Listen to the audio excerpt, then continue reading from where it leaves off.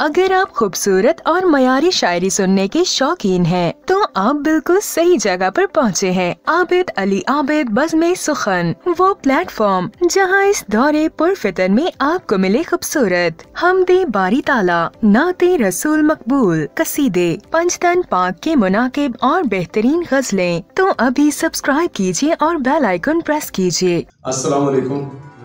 बज़्म सुखन के मोहतरम नाजरीन, आबिद अली आबिद की जानिब से चैनल पे एक मरतबा फिर खुश आमदीद। एक नई गज़ल के साथ आपकी खिदमत में दोबारा से हाजिर हूँ। आपकी समातों की नजर है, मुलाहिज़ा फरमाइएगा कि सूना सूना घर लगता है, सूना सूना घर लगता है, तन्हा रहते डर लगता है।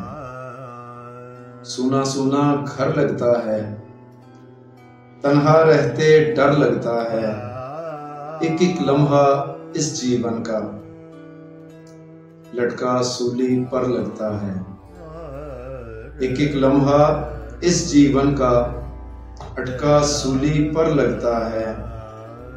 दिल सहरा की सूरत लेकिन, दिल सहरा की सूरत लेकिन अश्कों से कुछ तर लगता है।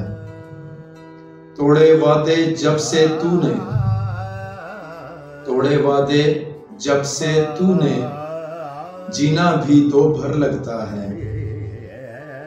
प्यार की छत और सुंदर गलियां, प्यार की छत और सुंदर गलियां, ये तो प्रेम नगर लगता है।